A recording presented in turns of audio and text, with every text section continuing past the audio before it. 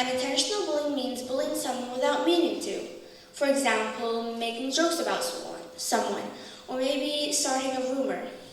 Now that you all understand basically what I am talking about, I bet you can all relate to this by either being bullied or being the bully. So, to start the talk, I'd like to give some facts. Well, what is bullying? Well, there's actually two types of bullying. There's physical and emotional bullying. I think we all know what physical bullying is. It's when you hurt someone with violence. For example, hitting, kicking, pushing, shoving, and more.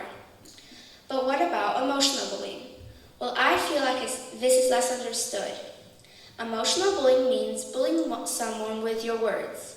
For example, name-calling, teasing, threats, excluding, and more.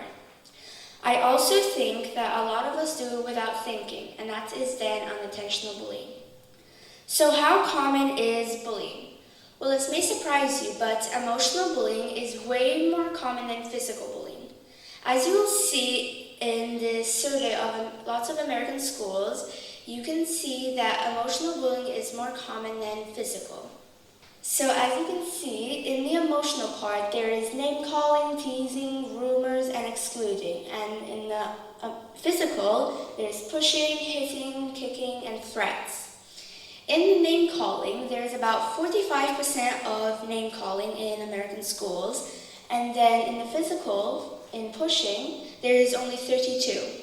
So as you can see, emotional bullying has actually a big difference than physical. And I think most of the emotional bullying is unintentional because kids aren't thinking. But it's still bullying, which means it will still hurt people.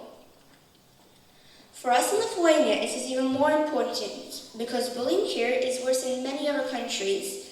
As you will see in the World Health Organization survey of 35 different countries, you can see that Lithuania has the worst level of bullying. So as you can see, there's 3 age groups, 11, 13, and 15-year-olds. In 11-year-olds, first place is Lithuania, with 64% of boys and 62% of girls getting bullied. In 13-year-olds, again, Lithuania is at top number 1, which is the worst place. Now, if you go to 15-year-olds, again, Lithuania is at first place.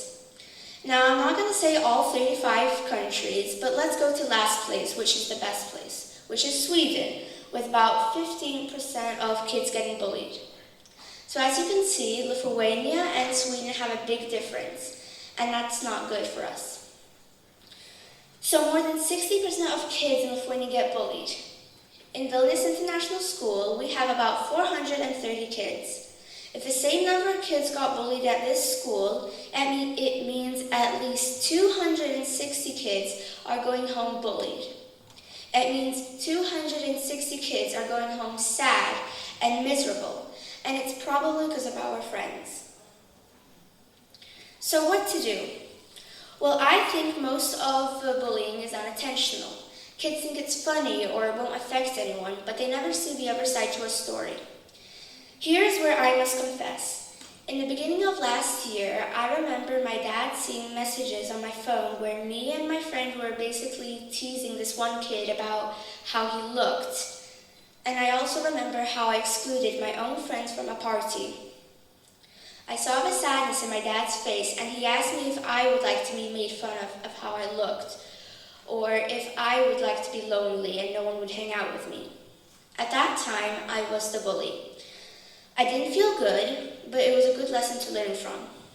So, I think we can all stop the unintentional bully by asking one simple question. Would you like to be treated that way? If the answer is no, then I'm sure they don't too.